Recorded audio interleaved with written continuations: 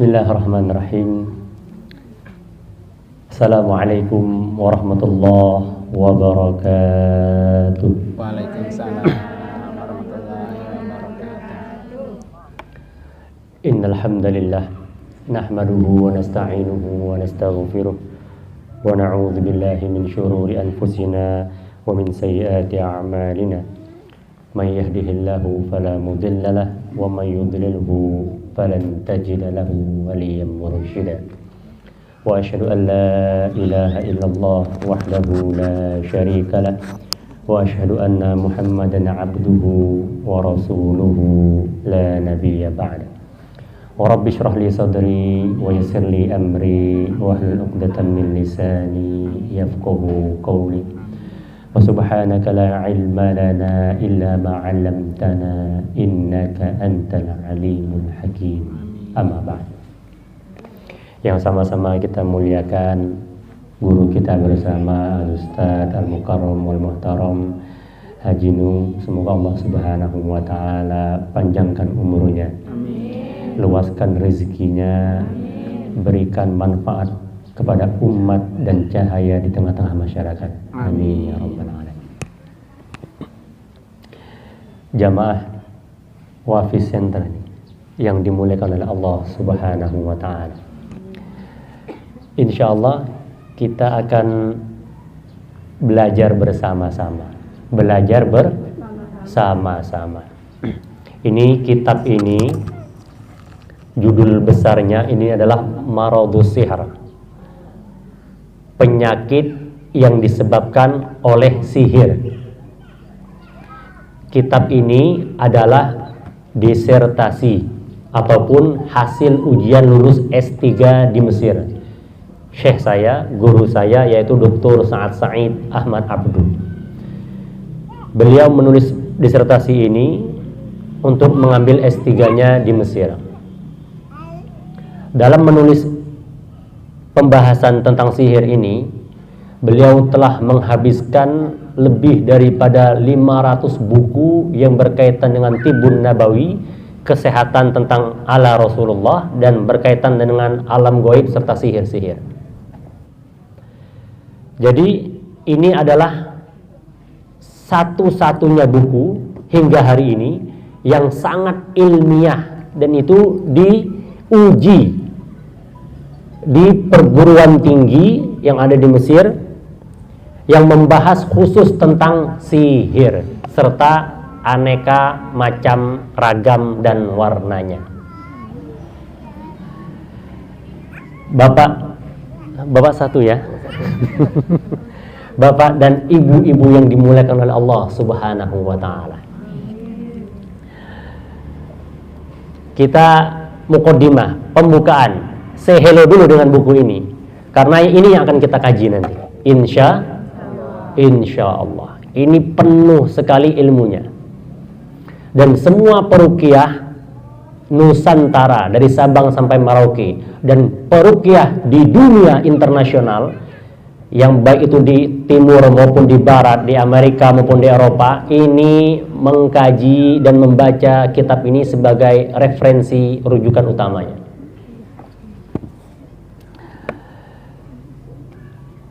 Guru kami Syekh Sa'ad Ahmad Abdu alhamdulillah sudah pernah ke sini. Yang di Putra, yang rame-rame. Ya, sudah ke Pondok Pesantren At-Taqwa Putra dan beliau memberikan sedikit kultum ataupun kajian singkat kepada anak-anak untuk memotivasi untuk terus belajar dan menuntut ilmu sampai hari kematiannya istilahnya, sampai akhir hayatnya. Sama kayak ibu-ibu di sini kan? Terus belajar. Jadi ketika muda itu jangan kendor, supaya nggak menyesal ketika tuanya. Ketika sudah masanya sudah lewat, masa senggangnya sudah lewat, masih tua-tuanya masih sibuk juga ini, mencari hal-hal yang tidak mempersiapkan dia, menghantarkan dia liqa'a rabbih, berjumpa dengan Tuhannya. Nauzubillah.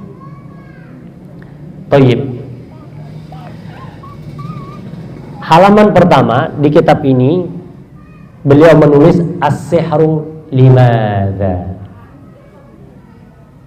Magic, why? What happened? Kenapa? Sihir itu ada apa sih? Kepo dikit kira-kira begitu kalau bahasa milenial yang guru. Sihir itu apaan sih? Bener nggak sihir itu ada? Bener nggak ilmu-ilmu santet, ilmu-ilmu pelet, ilmu-ilmu gaib itu ada? Nah, kira-kira begitu kurang lebih terjemahan bebasnya. Beliau mengatakan, saya memberikan pertanyaan pada tamhid, pada prolog kitab saya ini, beliau bilang, dengan memberikan pertanyaan as-sihru limadza, kenapa sihir? Ada apa sih dengan sihir? Karena banyak umat ini tidak paham dengan sihir, Ibu. Tidak bisa membedakan mana sihir, mana bukan. Mana gangguan setan, mana gangguan jin, mana hawa nafsu, mana ego. Dia bingung. Setannya ketawa. Lo dikit-dikit gua. Dikit-dikit gua kesetanan. Gua digoda setan. Padahal setannya nongkrong baik. Ngopi aja gitu kan. Lo sendiri kadang-kadang. Nah, ini kita akan membahas nanti. Insya Allah. Beliau mengatakan ada beberapa alasan kenapa saya mengutarakan pertanyaan ini. As-sihru limadza? Ada apa sih dengan sihir? Ada apa sih dengan ilmu gaib yang begini-begini ini? Kenapa? Yang pertama beliau mengatakan as-sihru amrun khatirun. Sihir ini adalah perkara yang sangat berbahaya dan banyak tidak diketahui dengan baik dan benar oleh umat manusia. Ini yang pertama. Wa qad 'abbarallah, dan Allah Subhanahu wa taala telah mendeklarkan, menginformasikan kepada kita umat manusia bahwasanya sihir ini disifati oleh Allah Subhanahu wa taala dengan perkara yang sangat luar biasa dampaknya, efek daripada sihir ini. Allah Subhanahu wa taala berfirman dalam surah Al-A'raf ayat 116. Waja'u bisihrin 'azim.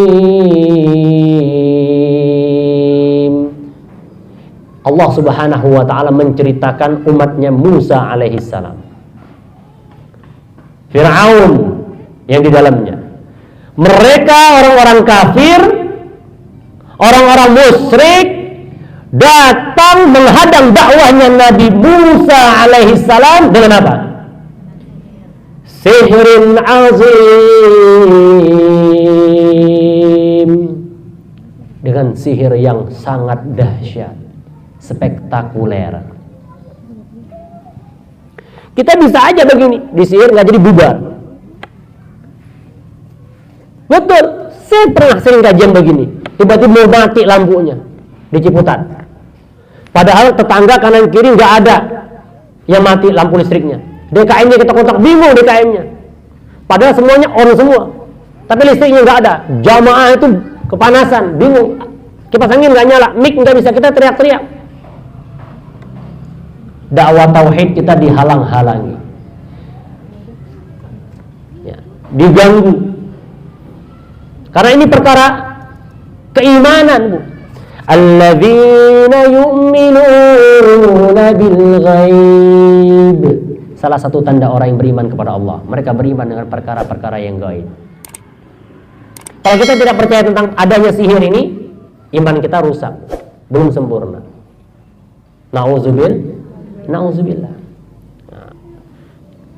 Dan kita tidak boleh merendahkan, mengecilkan sesuatu yang Allah Subhanahu wa taala besarkan.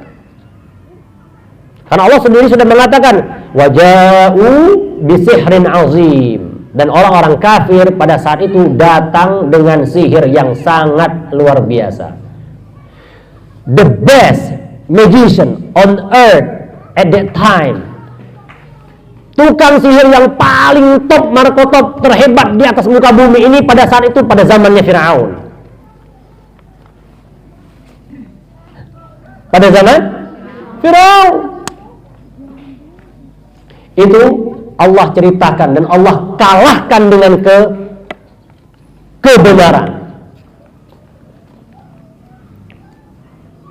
Jadi kita tidak boleh merendahkan ini, menyepelekan hal sihir ini. Kemudian Allah Subhanahu wa taala menekankan kembali, inna syirka la zulmun azim. Allah samakan, nisbatkan kata-kata azim, sihir dengan syirik. Jadi kata-kata sihir dengan kesyirikan ini memiliki hubungan yang erat, Bu. Jadi orang itu nggak mungkin bisa belajar sihir tanpa dia mensekutukan, mensyirikan Allah Subhanahu wa taala. Dia tidak mungkin bisa mencelakai orang, mengguna-gunakan orang, menyantet orang, kirim telur kepada orang tanpa dia berbuat syirik terlebih dahulu. Paham ya? Alhamdulillah. Ini yang pertama. Yang kedua, as-sihru ilmun lahu usulun. Sihir ini adalah suatu ilmu,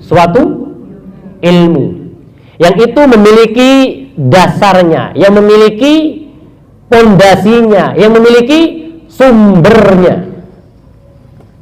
Kayak ini kita belajar. Sumbernya siapa? Ilmunya. Yang mengajarkan siapa? Al-Mukarram wal Muhtaram, Guru Nuh. Ya kan? Hadir di majelis ini. Begitu juga dengan sihir. Dan sihir ini ilmunya harus talaki. Talaki itu langsung bermuajahah, berhadap-hadapan, supaya ilmu yang diberikan kepada sang murid itu langsung sampai, langsung bisa diterapkan, langsung bisa diamalkan. Dahsyat ini, Bu. Yatalaqahu al-muta'allim minal mu'allim, yang itu seorang murid minta ilmu ini kepada gurunya. Siapa gurunya? Siapa guru tukang sihir? Hah? Yang lain dukun. Nah, orang pintar. Saya bilang itu orang bodoh, Bu. Nah, siapa gurunya tukang sihir ini? Setan. Masya Allah. Masya Allah. Dalam Al-Baqarah ayat 102 Allah Subhanahu wa taala memberikan informasi kepada kita. Walakinna syayatin kafaru, akan tetapi para setan-setan itu kafir, mensekutukan Allah, menebarkan fitnah, keburukan di tengah-tengah umat manusia. Yu'allimunan nasa sihar, dan para setan-setan itu mengajari manusia tentang ilmu sihir. Nih gua ajarin loh tentang perkara gaib, karena perkara gaib ini gak banyak orang yang tahu. Nanti manusia pada datang kepada ente, dan ente akan dipuja-puji, akan didengar perkataannya, akan dialuh-aluhkan, karena ente tahu perkara yang gaib. Qul, kata Allah, ya Muhammad, katakanlah, la ya'lamul ghaib illallah. Tidak ada seorang pun di atas muka bumi ini yang mengetahui, hatta para malaikat dan semua makhluk Allah mengetahui perkara yang gaib, illallah, kecuali Allah Subhanahu wa ta'ala. Saya cerita sedikit ini biar nggak tegang. Ada pasien datang ke rumah, saya ruqyah, bismillahirrahmanirrahim. Saya ruqyah, wah, reaksinya dahsyat. Ini masih gadis, Bu. Gangguannya, alasannya susah untuk menikah. Ini kalau mau menikah nggak jadi, mau menikah gagal. Kadang-kadang dia suka, calonnya laki-lakinya nggak suka. Nah, calonnya yang laki-laki suka serius, dianya nggak suka, benci. Sampai, maaf Ustadz, saya ini mau berzina takut, katanya. Na'udzubillah, tsumma na'udzubillah. Saya cek dan ternyata benar, ada jinnya yang menghalang-halangi jodohnya.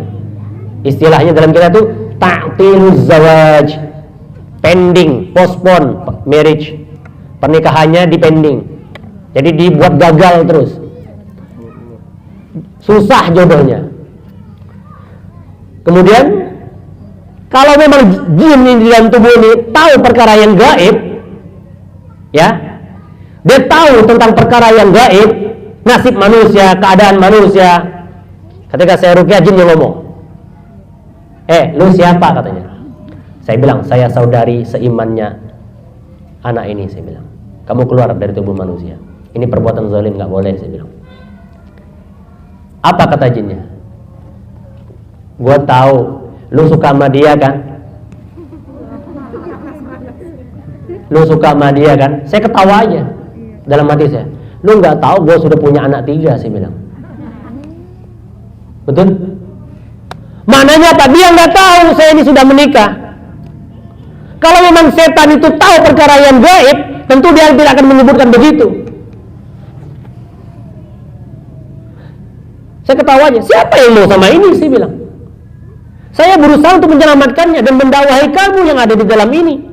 Karena Allah Subhanahu wa taala berfirman dalam surat Az-Zariyat ayat 56, "Wa ma khalaqatul jinna wal insa illa liya'budun." Saya tidak menciptakan jin dan manusia kecuali untuk beribadah kepada Allah Subhanahu wa ta'ala. Bukan untuk berbuat zalim, kerusakan, menghancur kehidupan orang. Bukan. Ini haram, ini dosa, saya bilang. Kalau saya ngomong begini nangis dia. Jinnya nangis. Ini biasa. Karena jin juga punya hati sama kayak kita. Dan mereka juga dengar di pojok-pojok sana. Dengar kajian ini. Betul ini.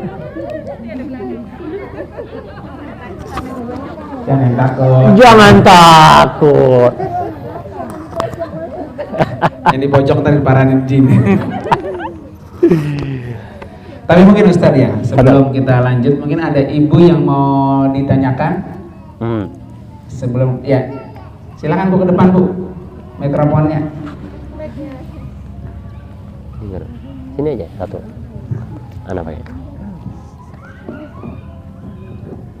Kayak gini aja sesi tanya jawab. Assalamualaikum warahmatullahi wabarakatuh. Waalaikumsalam warahmatullahi wabarakatuh. Langsung saja, saya menanyakan tempo hari tetangga waktu masih di daerah Jakarta ada yang kesurupan. Nah itu jinnya minta segala kelapa hijau, rokok susu. Lapar, lu jadi lapar. Enggak. Permintaannya. Iya. Bahasa kita gitu. Jadi kita hanya penonton. Itu sebenarnya harus bagaimana kita menyikapi. Terima kasih. Assalamualaikum warahmatullahi wabarakatuh. Iya, memang kasus-kasus kayak gitu tuh di lapangan ya, di masyarakat itu memang rame dan sampai hari ini ya. Justru pertanyaan saya nih sama Ustadz kita ini, di zaman modern ini masih banyak ya. Mungkin kalau ujung harapan tahun 70, 80 dulu di sini masih banyak pohon bambu, masih banyak kuntilanak gentayangan gitu ya. Sampai-sampai ini orang Arab loh Bu, orang Mesir. Bukunya dikarang tentang apa? Tentang jin, tentang setan. Justru saya di Mesir itu aman-aman aja, setan gak nyampe ke sana. Nah, silakan Pak Ustadz itu. Alhamdulillah. Pertanyaannya bagus sekali. Dengan ibu siapa tadi? Eli. Ibu Eli. Masya Allah. Bagaimana cara kita menyikapi di saat ada orang yang kesurupan, kemudian jin yang ada di dalam tubuh ini meminta dipenuhi sesuatu yang dia inginkan? Pertama, ada kaidah yang ini telah disepakati oleh ulama. La ta'ata li maksiatillah.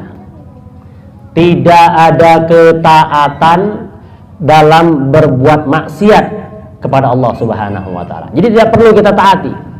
Tidak perlu kita patuhi dan penuhi permintaannya. Suruh dia cari sendiri.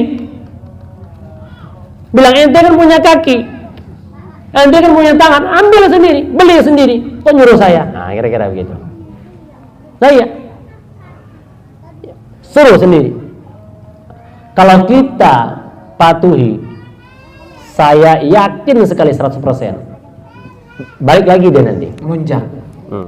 Sama apa tadi? Air kelapa hijau. Nah, minta lagi ntar daging semur.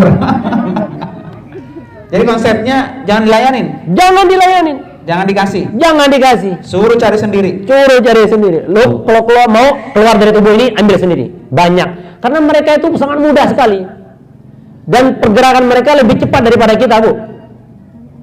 Kita masih perlu pakai motor nih, nyetar mobil. Dia sudah sampai. Nah, kalau seandainya tadi yang ditanyakan oleh Bu Eli, terus diturutin itu, beliin air kelapanya, kemudian dibeliin rokoknya, gitu. Itu termasuk ngikutin langkah-langkah setan berarti? Ya, kalau kita kembali kepada akidah itu, kita mengikuti langkah-langkah setan. Karena kita tabi'u khutuwatis syaiton. Jadi Ibu udah tahu tuh ilmunya ya. Nanti kapan-kapan kalau mendapati kasus seperti itu, ya kan, kalau perlu siram itu orangnya. Gue siram loh kalau minta lagi loh, gitu. Galakan kita sama dia kan gitu ya. Kadang-kadang ada juga Ustadz ya. Ini ada Ustadz datang terus ngobatin, baca ayat kursi, ludahin sama dia. Apa yang lo baca? Begitu. Iya, karena dia barangkali ya, nggak tahu juga nih ya, mengetes mental kita menghadapi dia, galakan dia apa galakan kita. Nah, kalau galakan dia, kita takut. Nah, itu tadi yang Allah larang. Wala tattabi'u khutuwatis syaitan. Jangan ngikutin langkah-langkah setan itu. Fa innahu kana aduwwum mubin. Karena setan itu sudah jelas adalah musuh kita yang sangat nyata. Apalagi, Pak? Selain jangan diikutin. Itu mau ada ibu yang menanya. Oh. Lukman.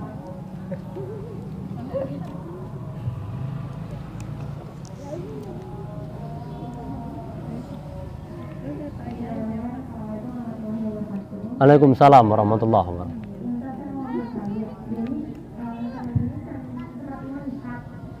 Apa? Sering melihat makhluk halus.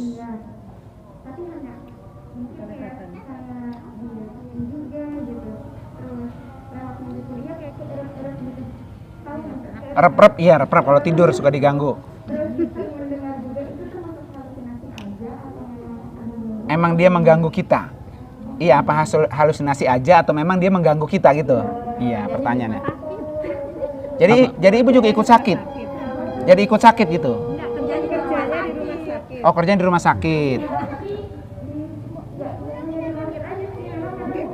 Iya, di rumah gitu ya. Di rumah suka datang tadi halusinasi atau memang dia tuh ngintilin kita gitu ya. Baik. Ketahuilah bahwasanya kita belum masuk ke alam jin ya. Ini baru masuk sihir saja. Nanti kita akan membahas alam jin tuh. Bagaimana alam mereka? Bagaimana kehidupan mereka? Bagaimana tatanan sosial mereka?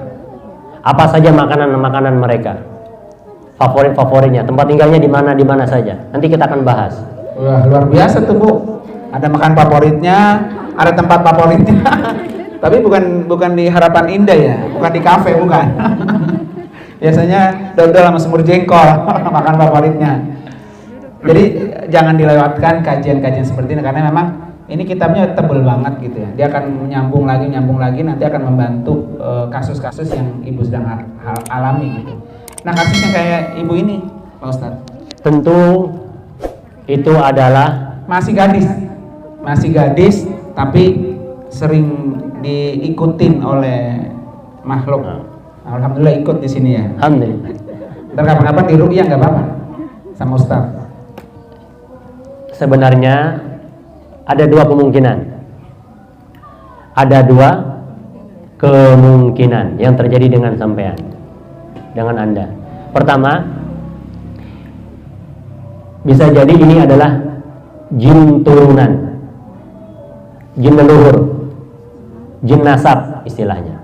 Bukan keturunan ibu itu, bukan. Bukan. Takutnya pemahamannya begitu takutnya ya kan. Makanya saya pertegas. jin turunan, jinnya yang turunan. Nah, maksudnya begini. Bukan ini ibu turunan jin, bukan? Bukan. Oh, bukan. Iya, takutnya kan pemahamannya gitu Bu ya. Nanti ibu ini turunan jin. Saya bukan keturunan jin Ustaz, gitu jawabnya. Jadi banyak kasus di Indonesia, Nusantara ini, ya, mereka diganggu oleh setan, mereka diganggu oleh jin, disebabkan karena orang tua mereka terdahulu pernah melakukan perjanjian ataupun kontrak dengan bangsa jin. Orang tuanya, moyangnya, buyutnya, mbahnya itu sudah meninggal, sudah puluhan tahun meninggal, tapi gangguannya masih terasa dan terjadi di anak cucunya. Bahkan kita sering mendengar ada istilah itu 7 turunan loh nggak senang loh hidup. Jadi mungkin ya kalau di cross check ke atas gitu, ada mungkin keluarga atau mbah atau kakek yang dulu zaman dulu kan kita nggak tahu ya, masih berhubungan, masih berinteraksi dengan jin. Akhirnya jin tuh umurnya berapa sih Pak Ustadz? Jadi keturunan begitu masih hidup aja kalau kita udah mati. Jin itu umurnya beragam, ya, sama kayak kita juga beragam. Nah, tapi alam mereka berbeda. Sehari di alam mereka bukan sehari di dalam alam kita. Dan itu mereka bisa ratusan bahkan sampai ribuan tahun. Tuh, kalau 1000 tahun Bu, kenapa jin gak ke corona aja tuh ya? Ini bebas corona itu Ustaz. Dan mereka juga bisa mati, punya ajalnya. Yang tidak mati itu hanya iblis, laknatullah alaih. Iblis ini satu. Nanti kita akan cari siapa sih bapak jin. Bapaknya manusia siapa? Adam alaihissalam. Dan kita harus kenal siapa sih bapaknya jin, dan kemudian kenapa dia menjadi setan, istilah-istilahnya. Nanti kita sampai terus Ustaz tadi satu, karena memang pernah ada keturunan ya. gitu. Kedua, yang kedua, ada kemungkinan ada yang jahil. Ada yang jahil. Jahil dalam arti kata ada dua hal. Jahil iseng di antara manusia ini yang ingin mengganggu, mengirim sesuatu kepada dirinya, ataupun pengen menyantet, mempelet apa segala macam, wallahu a'lam bishawab. Kita belum cek. Atau adapun memang jin itu yang usil di situ. jinnya yang usil. Jin yang usil, sama kayak manusia usil. Jadi jinnya demen. Bisa demen sama orang ini gitu. Sehingga dia merasa cemburu kalau ini didemenin oleh makhluk manusia. Dan itu dialami memang, saudara saya juga ada ya, rumah ya. Iya, ada saudara saya itu begitu di Cikarang. Dia juga sama. Jadi kalau kemana-mana tuh diikutin. Umi mau nanya, ntar dulu sebentar sini ya, tutasin dulu ya. Ketiga. Kabur azan. Oke. Hilang. Asik. Terus ya lanjutin yang tadi. Itu dua kemungkinan itu. Ya. Cukup. Bismillahirrahmanirrahim. Assalamualaikum warahmatullahi wabarakatuh. Waalaikumsalam warahmatullahi wabarakatuh. Saya mau nanya ya. Jadi bukan orang lain saja, tapi memang adik saya sendiri. Jadi gini Ustaz. Jadi dia itu awal mulanya memang semangat. Artinya dia semangat bekerja, gitu ya. Terus semangat juga dalam segi hal semua gitu kan. Tapi nggak tahu kenapa. Jadi ketika ada masalah ngedrop gitu, akhirnya dia selalu berkurung di kamar sampai kuat bertahun-tahun gitu kan, sampai dia menikah gitu kan. Menikah. Oke, menikah. Jadi ketika menikah itu cewek. Istri lah gitu ya, dia semangat untuk bekerja gitu kan. Tapi hal entah tahu kenapa kok timbul lagi rasa ada kekecewaan, mungkin kan kita nggak tahu, atau mungkin dia pernah punya masalah dengan orang lain, nggak tahu, entah mungkin dengan istri atau dengan teman dan sahabat, saya nggak tahu juga. Tapi ketika punya masalah itu kembali lagi dengan semula, dia berkurung di kamar selama hampir juga bisa setahun 2 tahun gitu. Dan saya pernah ngasih masukan, artinya memang ini kita lawan gitu. harus kita lawan. Kalau tidak dilawan, artinya saya bilang ini jin yang selalu mendekati dia gitu kan. Kalau tidak kita lawan, dia akan terus merasa keenakan di dalam tubuhnya gitu. Nah itu tadi kisahnya seperti itu dan dia lawan, saya bilang ayo baca Quran gitu, entah baca Quran, entah keluar gitu kan, keluar kita bertemu dengan yang lain gitu kan, itu sebuah solusi gitu artinya biar bisa keluar dari masalah itu gitu. Nah itu tadi apakah jin itu yang selalu menggelut di tubuhnya gitu, atau memang apa ya, sebuah ada gangguan dari orang gangguan gitu aja tadi. Assalamualaikum warahmatullahi wabarakatuh. Waalaikumsalam warahmatullahi wabarakatuh. Ini menarik, kasus fakta di depan mata dan di tengah-tengah keluarga kita.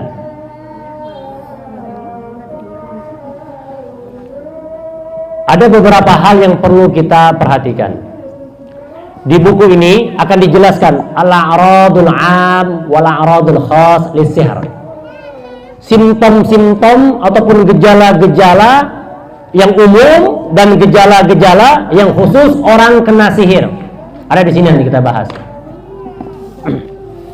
Orang yang kena sihir itu tanda-tandanya apa? Jelas semua di sini nanti.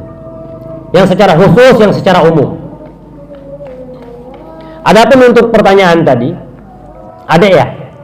Iya, Dek. Ini kita belum bisa menyimpulkan.